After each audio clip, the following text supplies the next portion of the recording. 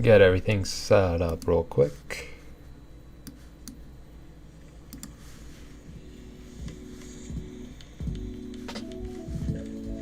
Get everything set up real quick.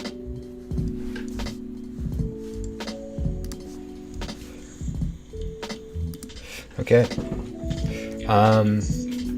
It's a really long time.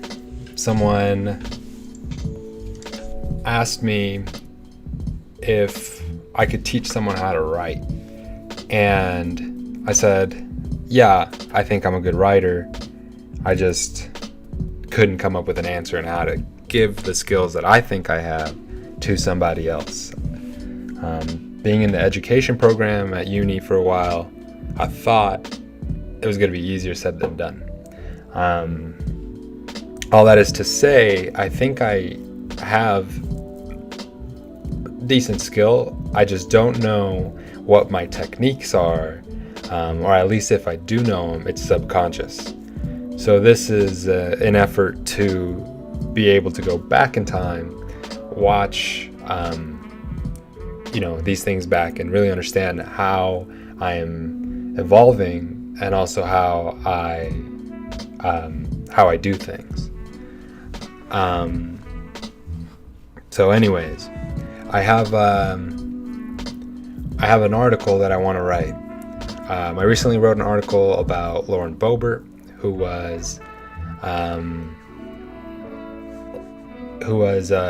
is a candidate for a district in my hometown for Congress, and I just wanted to follow up on that.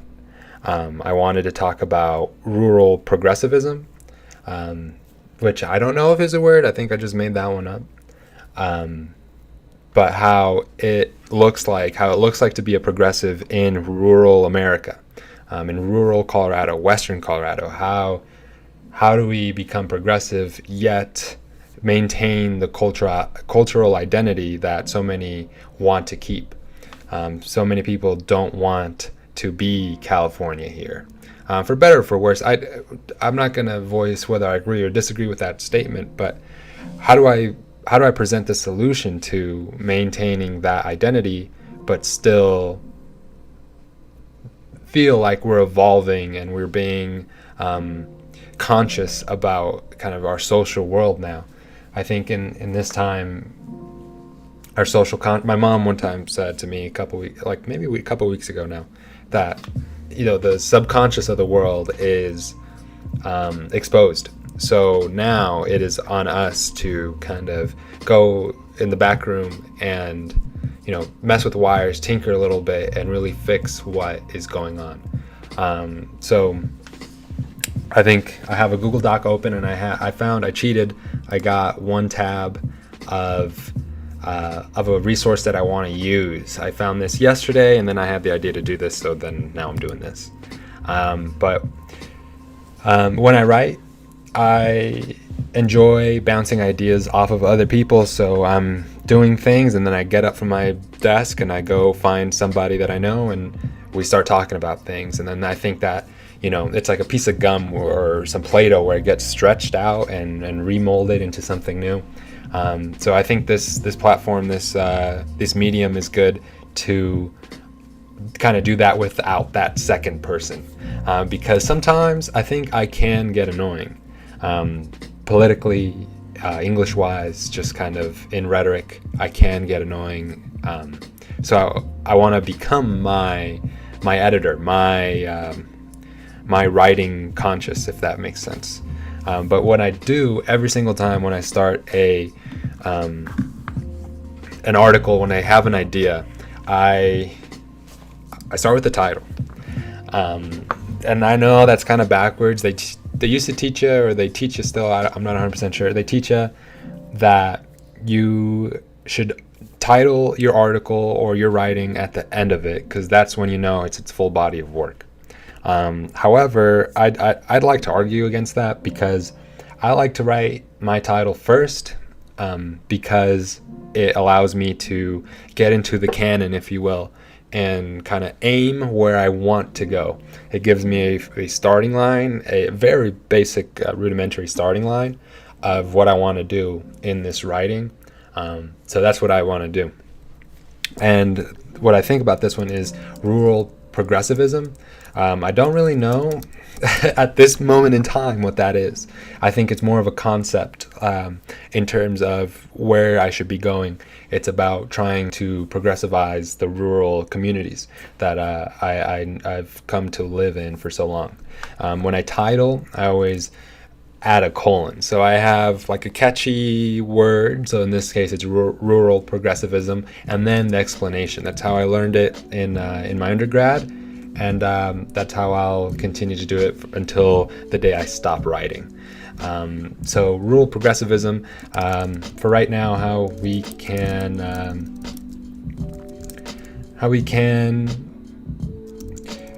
rural communities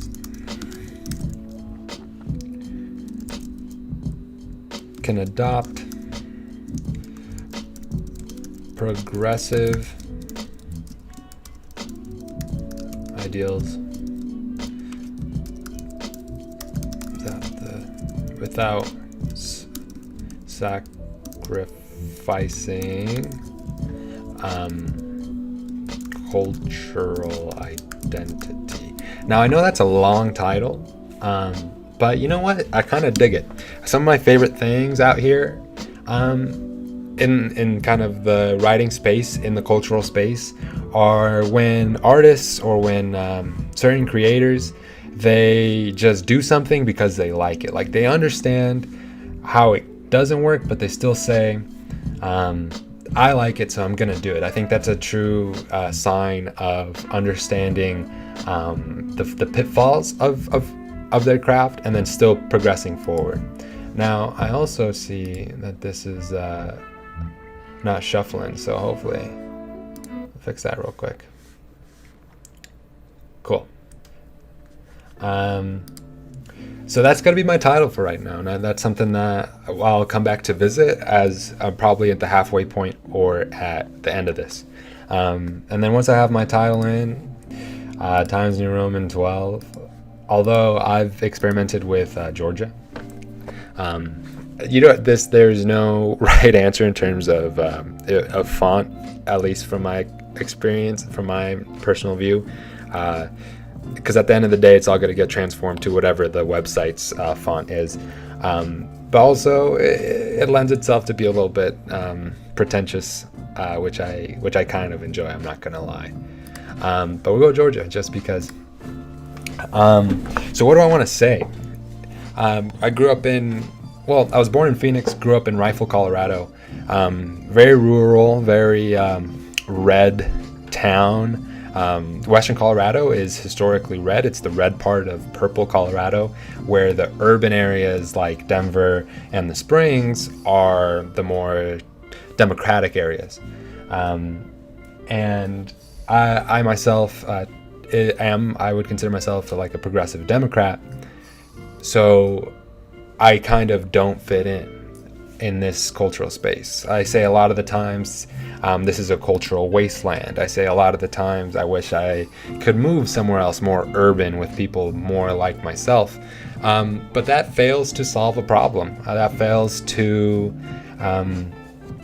really tackle the issues that I think need to be tackled in order for society, to use the buzzword, or just the United States as a whole, to really be united in advancing in a post-COVID world, in a world where we're now conscious of everyone's kind of what's the word, just being tied together in that way. But the solution, I think, is that what I want to say is that urban areas are not rural areas. And I know you might say like that's a truism, but I think that the approach to solving some of the issues that we have is to apply different strategies.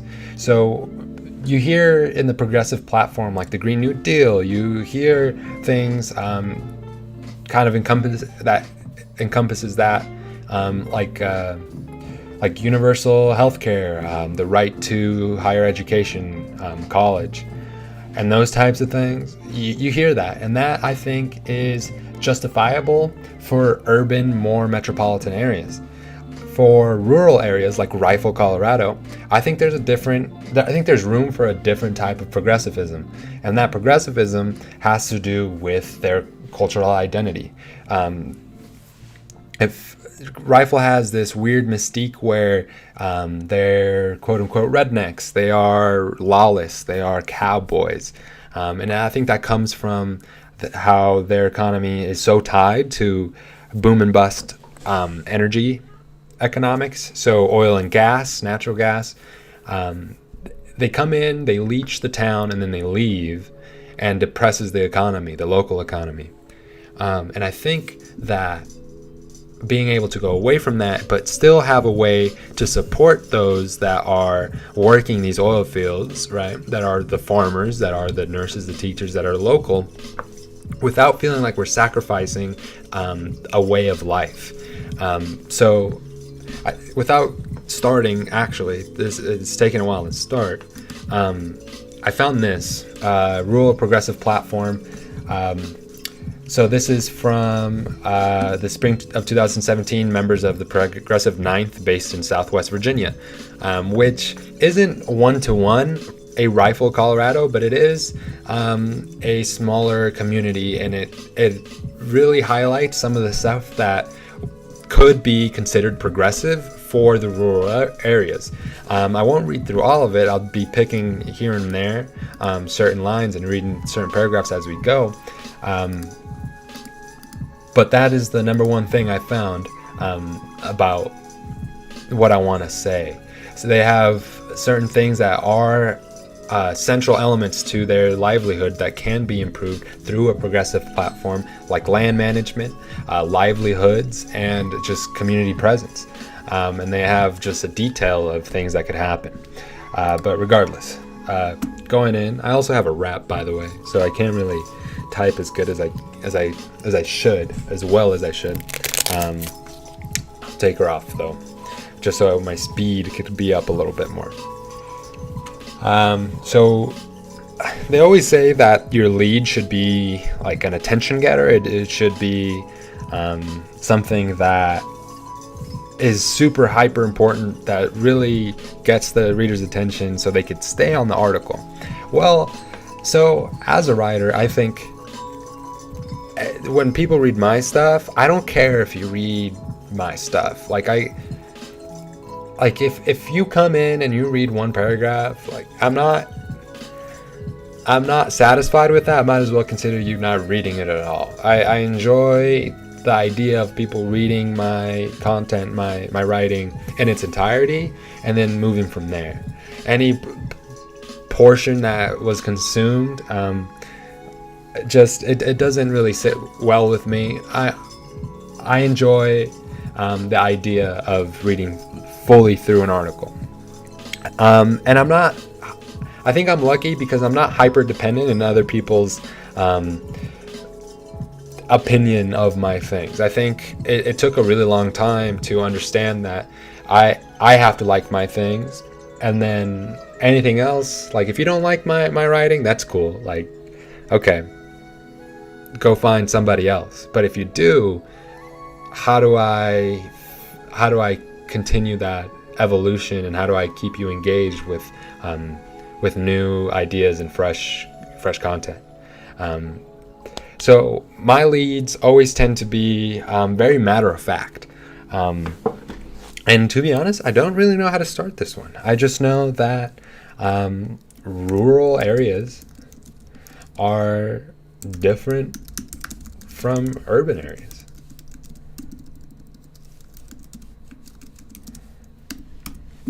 Easy enough. And during the editing process, that's when I'll go through and kind of reword things. But one thing I learned in creative writing was that just get things onto the page. Just open the faucet and let things come out. And if they make sense, they make sense. And if you like an idea, if there's something that you like to wrestle with at the time, then wrestle with it then and there. But let it just come out naturally, and don't try to over edit, because then you have two different minds going. You have two different parts of your brain activating. One's editing, one's trying to create ideas, and that's just not productive towards making something good. Rural areas are different from urban areas. I think we understand this. I like to think that me talking is me writing, and vice versa. I'm a better writer than I'm a talker, but that's just the nature of it. I get more time to think when I'm writing. But when I am writing, I like to inject my kind of style, my voice into whatever I'm doing, because I think it flows easier. I don't like to assume a certain type of tone where it's just hyper specific to the content. I would hope that my voice is something that's digestible and something that is able to help a reader flow through the entire document, without feeling like they gotta read up on some encyclopedia stuff, right? But anyways, I think we understand this. As a progressive Democrat,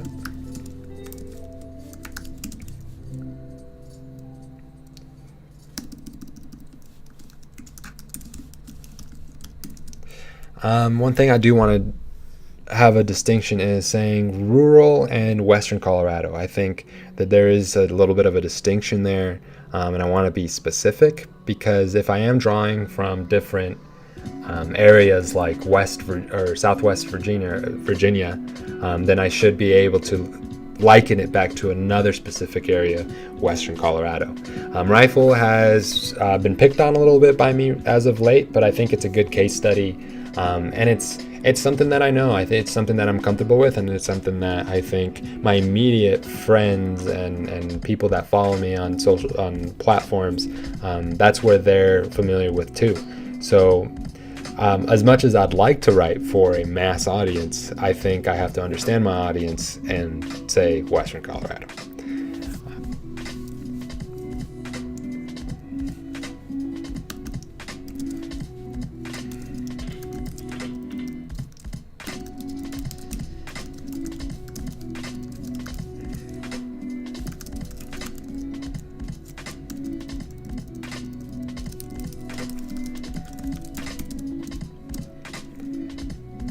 Now, I've never thought of this, but when to paragraph break?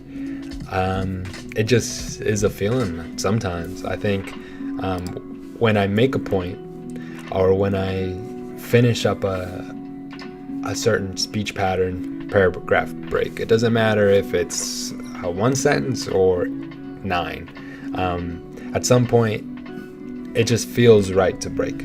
So that's why I do that.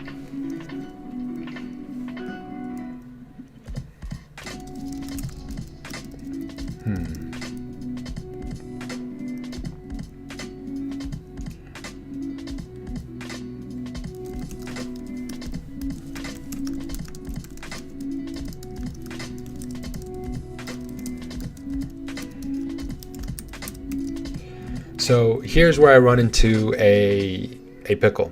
I say Rifle, Colorado has a reputation of being Republican. Okay, I think for myself and friends and family, that might be true.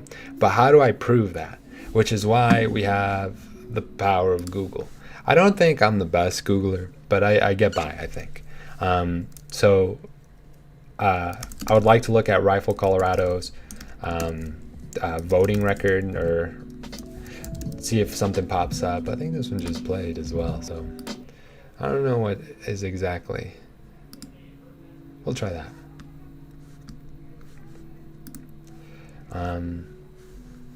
Yeah, so I'll look at their voting record. You can see I already looked it up, kind of. I don't know which one I want to click on, so I just click on one. And this is the writing process, kind of. I like to research while I'm writing. Sure, I can research before I write, and it makes it a little bit smoother. But I think this type of stuff gives me time to really process what I'm trying to say and how I'm going to use this information to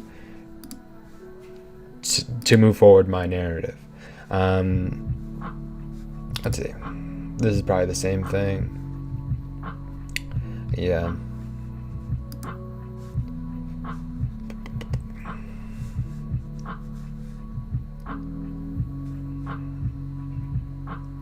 See, there's the article for Lauren.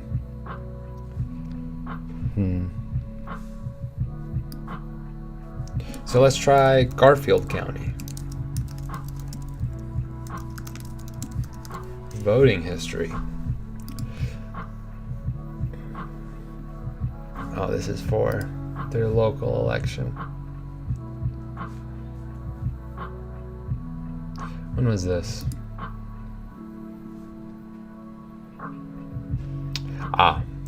Okay.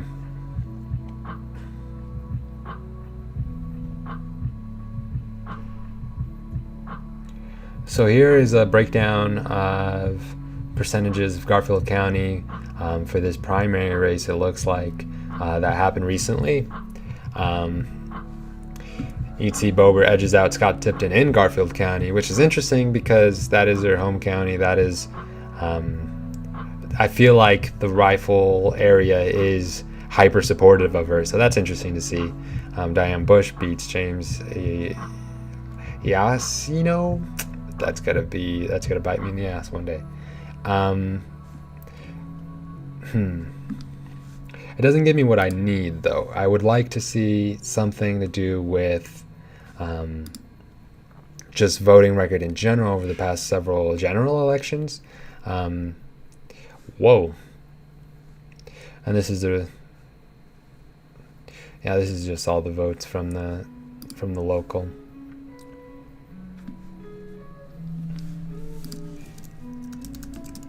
General election.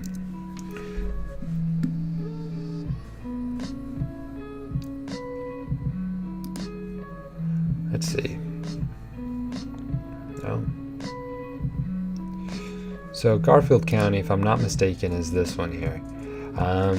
Donald Trump in 2016 to Hillary 49.6% to her 42.6%, with not a lot of third-party support. Actually, Gary Johnson, he was interesting last election cycle.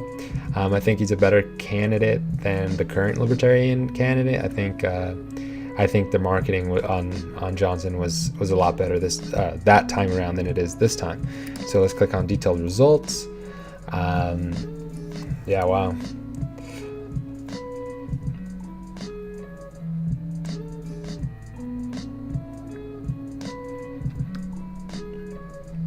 Oh, that's Adams County. That's interesting, though.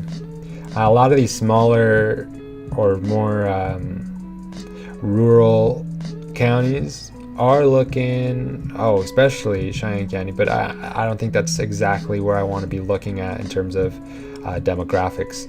I think around Delta County, 69.5, Denver County, an urban area, 75.3 to Donald Trump's 18.8, Dolores County, Douglas County has a significant win. Eagle County with a 56.0 to 36.1. That's kind of surprising, actually. And we'll go through. Garfield County split. I mean, it's 7 points, I guess, but it's closer than I would imagine. Garfield County has a significant Hispanic population, which I think contributes to that. A lot of the Hispanic community in Garfield County, some of them are not eligible to vote. And growing up, I saw a lot of this. I don't think that they have a just platform to voice their opinion without feeling like they're being outed as illegal potentially, which is its own thing, and I think it's its own issue that we might tackle in like a couple of articles. But we'll keep going. Gunnison County actually has Clinton up 54.5. Jefferson County,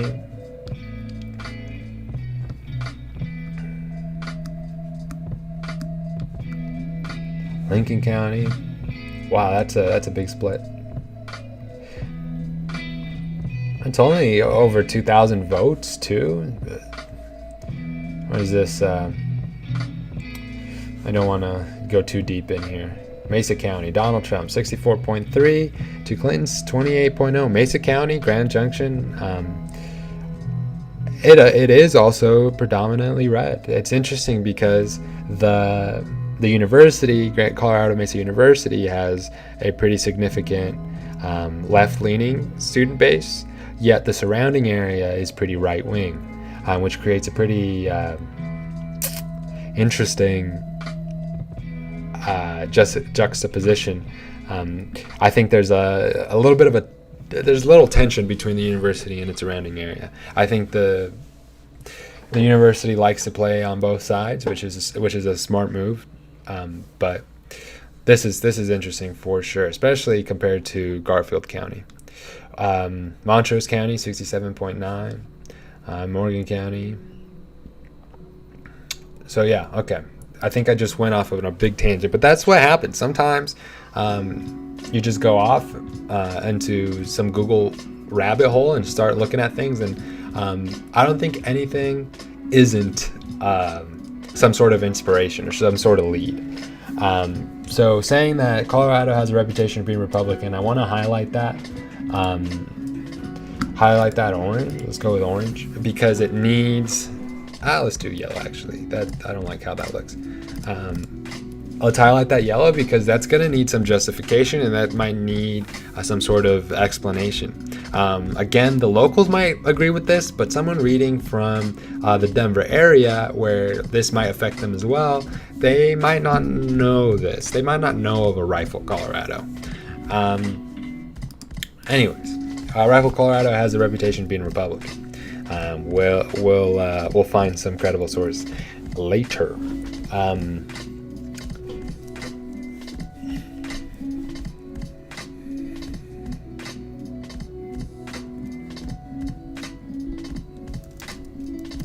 I don't want to highlight the next part.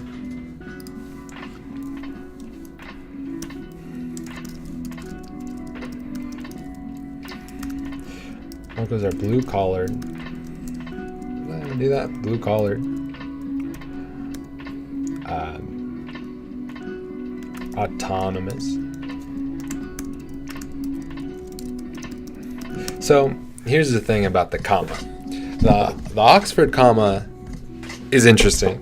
I was an English major before I was a mass comm major, and I've always learned that you need to put the Oxford comma. And now going through the mass comm department, learning the APA, they don't want you to put the Oxford comma. I like it, but my employers might not like it, so I keep it out. But if it were up to me, if we were living in my world, Oxford comma is in. Locals are blue-collared, autonomous. I'm trying to give some sort of feeling of the locals. They're I don't want to say lawless, but I'm going to say lawless. Blue-collared, autonomous, lawless. And I think that's going to change what I say here. Locals are. Maybe they aren't. They are not. It's more so they have the reputation of being, which I think is why these two sentences go together.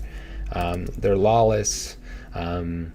They're gritty, which I think goes with blue collared, but I think for the sake of brevity, it'll work for now. And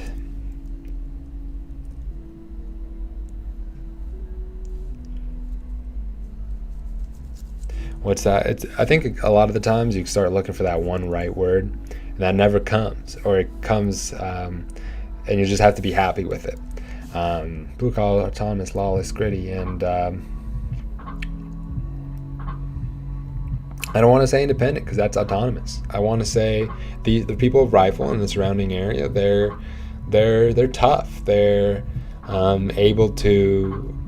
They live off the land. They are very much their own people. They're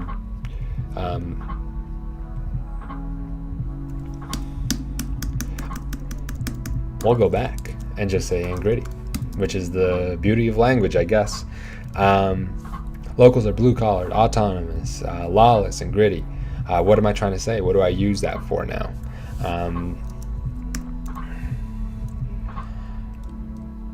It's no.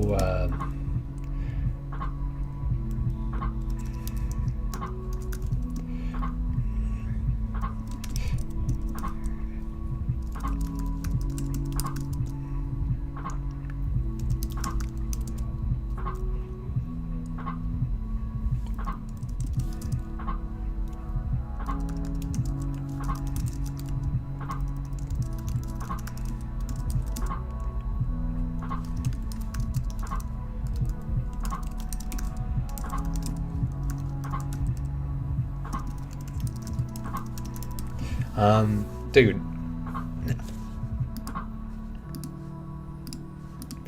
Grammarly, A1. Let me tell you right now. Sometimes it's like add a comma because the Oxford comma. Dismiss that. But usually it's pretty good at picking up certain things that I might not pick up until the first round of edits, and which makes editing a little bit more about the function than the actual technicality behind it. So it feels at times that there's no place for rural living in the progressive platform. The likes of AOC, Bernie Sanders, Tlaib.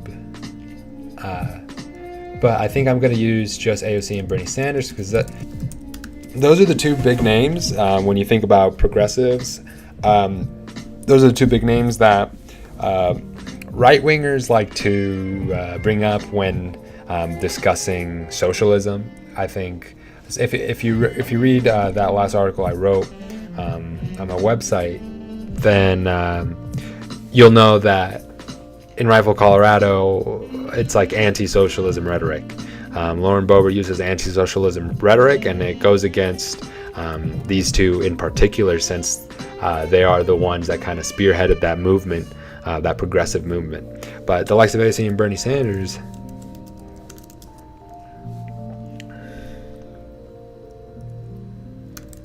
have no home in Rifle. I think that double reinforcement, no place, no home, I think it works for now.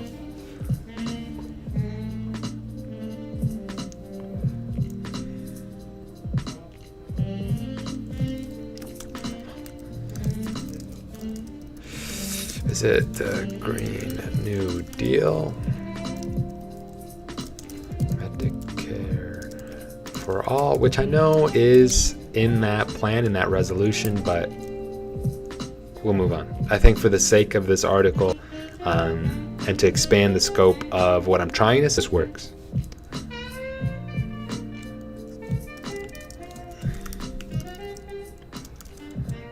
There has to be a name, right? For education for all. There's got to be something. Oh, hello? Not that.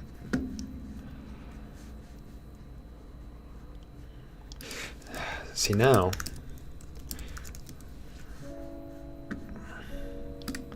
His official website. What a man. Okay.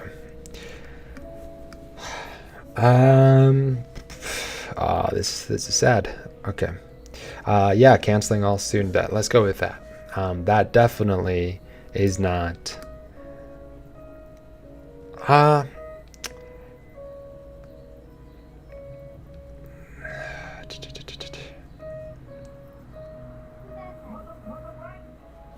Let's go $15 minimum wage. And I didn't go with the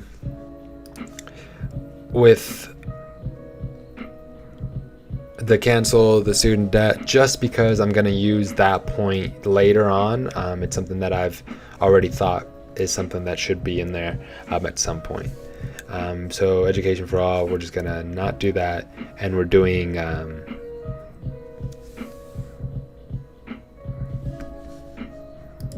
what are we doing? What are we doing? Oh, $15 minimum wage. What am I...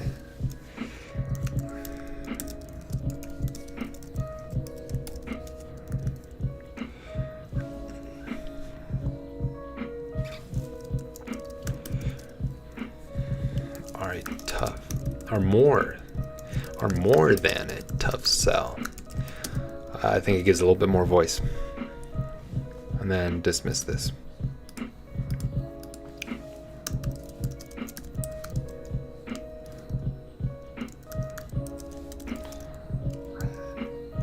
Coloradans.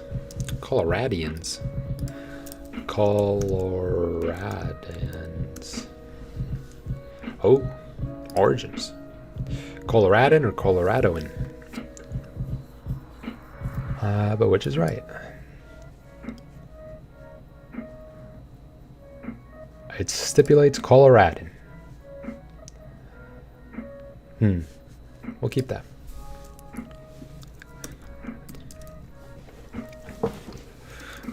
The crux of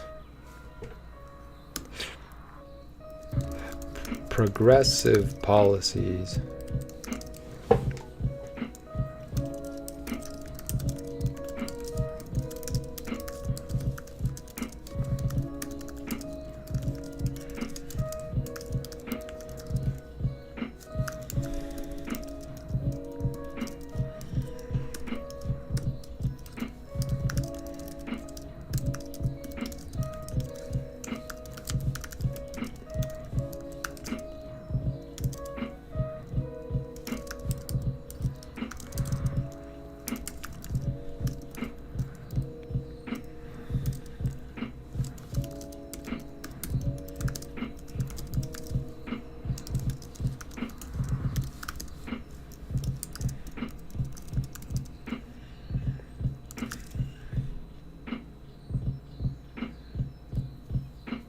Now I'm thinking of a small town. I don't want to use Rifle. I don't want to use any of the Western Colorado towns. I want to use a small town somewhere. I applied for a job in somewhere Washington. Spokane? Oh wait, what is this? Would you look at that? Okay. Spokane. Let's see where that's at. Population. That's still a lot of people. Small towns in Washington. I think it was... I'm having a hard time thinking of the name. Let's try. Sequim. Leavenworth. Gig Harbor. Port Townsend. That's kind of cool.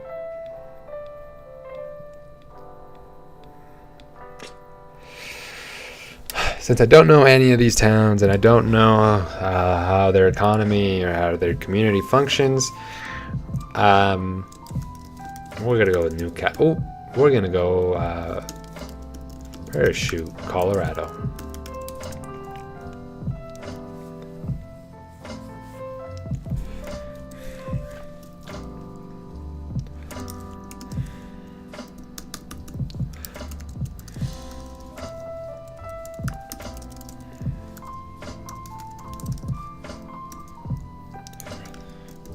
Progressive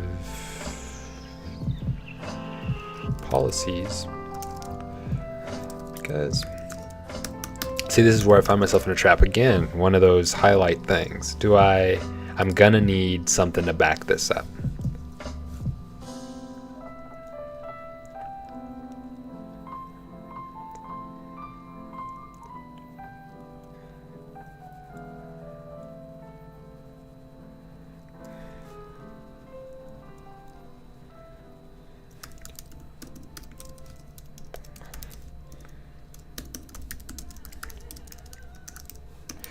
Seeds? How you spell that?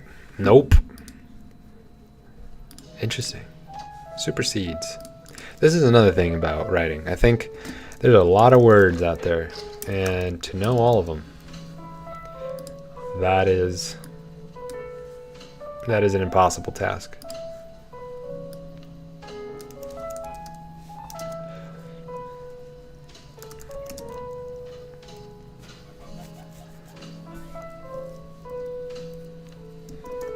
Supersedes that of rural areas.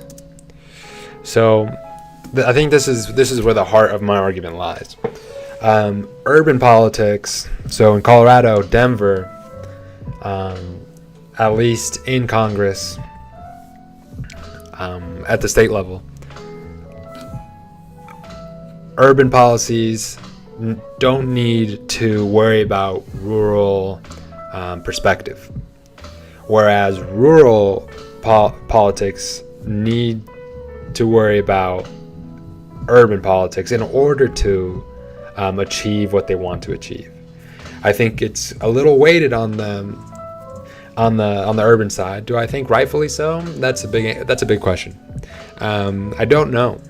I don't know whether which way of life is better, is more essential. The rural way of life is more slow. It's a lot more about growing, about sustaining. It's about hunting, gathering, those resources, pooling resources, that kind of stuff. Whereas urban areas have the luxury of exploring cultural ideas. They have the luxury of exploring a lot more highbrow things, for lack of a better word. So in politics, the urban kind of way of life often stomps out the rural way of life, which is why I think you hear that a lot on the Facebook comments, of those weird pages that Colorado is becoming California. I don't think that's the case. I think as a country, we're moving in a very socially conscious direction, which I agree with. But I think to kind of harken back to my rant earlier, I think that is a necessary step, and I think it is something that both types of politics need to be doing differently, in terms of there's a different strategy to execute this overall goal, right?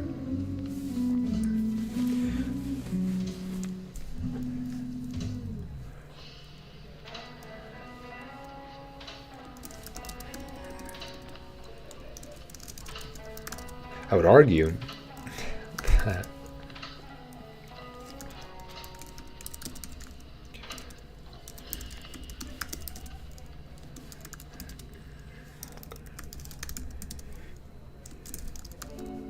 in order to progress our country forward, there needs to be their news. I don't know why I did that. There needs to be a multi-faceted approach to transformative politics. I would contend, and I think that's more of that voice coming up.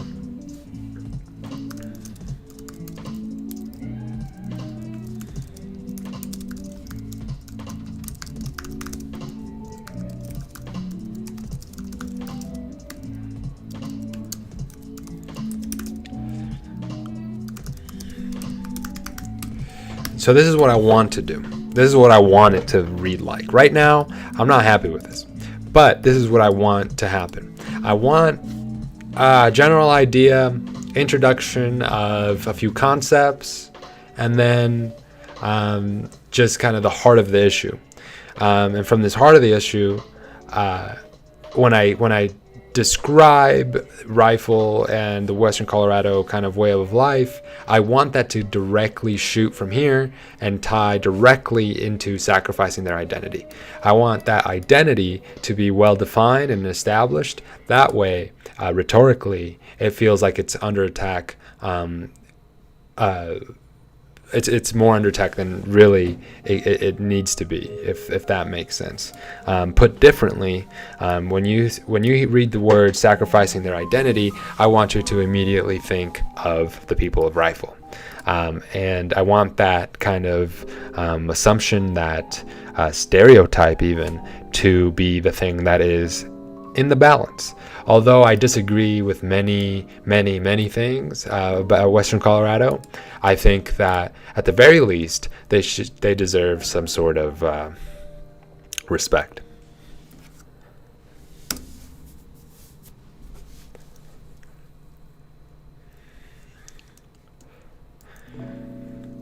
And I think this is where I introduced this. Let's see, Rural Progressive Platform. Oh, here it is. So I got it from this website in these times by, oh man, Anthony Flacavento. That's also going to bite me in the ass. I like this article. I was about to say I wasn't a big fan, but I changed my mind mid-sentence.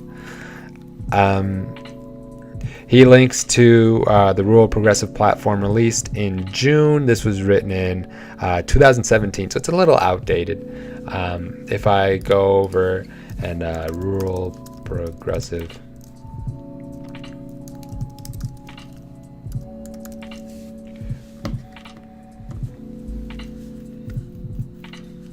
comes up, comes from the author. I do not want to sign up for the newsletter. I am sorry. Sounds like an oxymoron. I think he's already on the path that I'm trying to be on.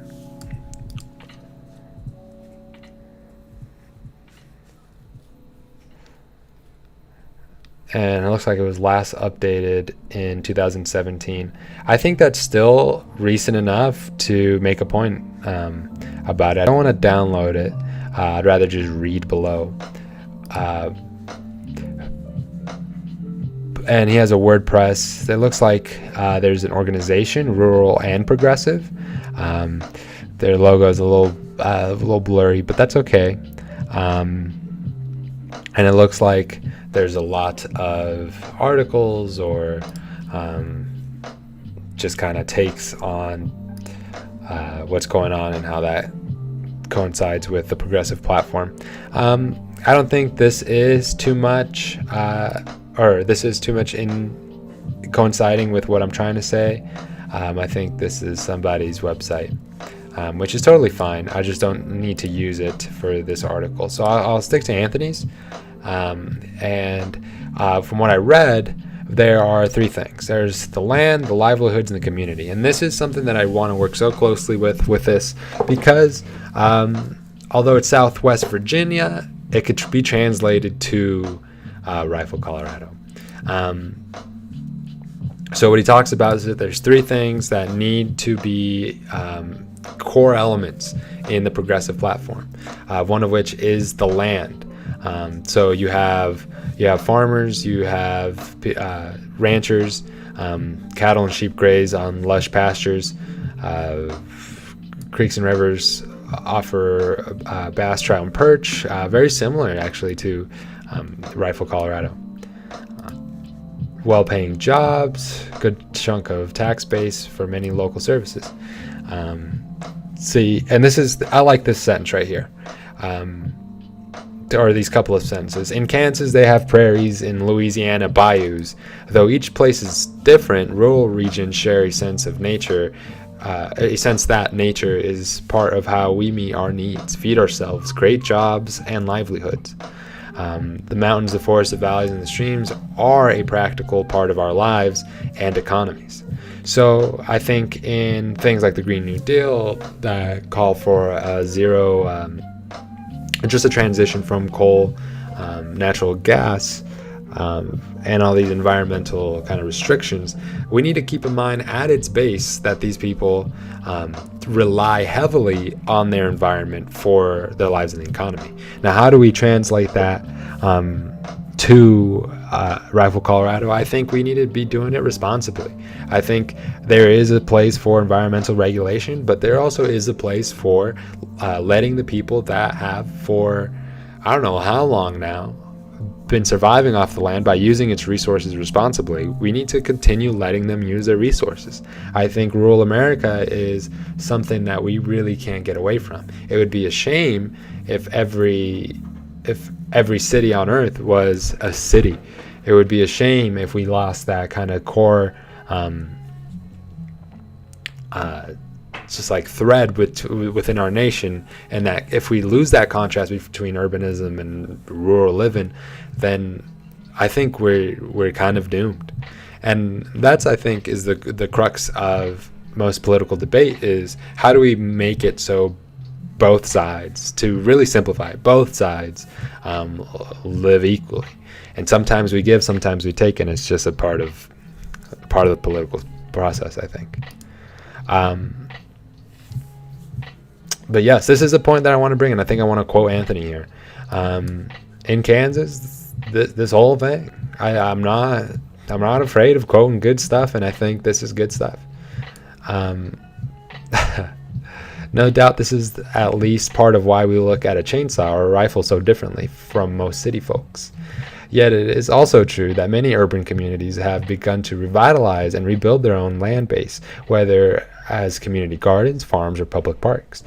The time is right for rural and urban folk to come together around the idea of working landscape that respect the environment while helping people meet their needs. I don't think anyone would disagree with that. I don't think that's a hot take.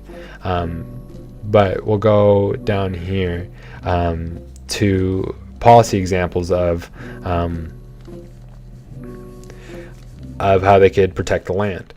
Increase investment in sustainable farming, fishing, forestry, research, and practices rather than subsidies for corporate farming, fishing, and forest products. Again, I don't think anyone would disagree with this. Support the Reclaim Act, which we'll have to look up. I looked it up yesterday while I was cheating. See, there it is.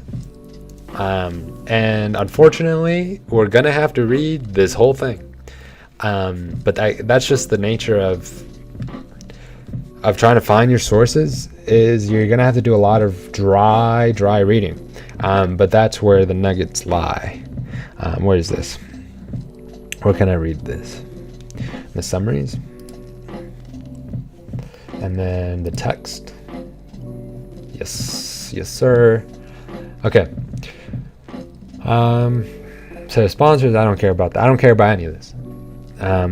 What I care about is what this bill actually does. So I'll have to do some research on that. So we're going to have to put that to the side. Support for the Claim Act and reinvestment in coal communities. Now, this is where I think I diverge. It is my personal opinion that we need to go away from coal and natural gas. And I think that Rival Colorado and Western Colorado is a good place to kind of start that movement into a more sustainable energy economy. Invest in tax credits for community wind energy, solar gardens, and other renewable energy that also provides revenue to local communities, in combination with a modernized electrical grid that supports distributed energy. And I think this kind of this ties right into the Green New Deal. We need to invest more into renewable resources and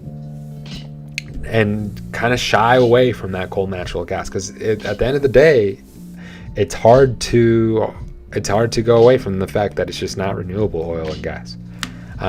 Environmental regulations that are scale appropriate, i.e. less burdensome to mid-sized farms, businesses, and manufacturers. So that could be a little bit contentious.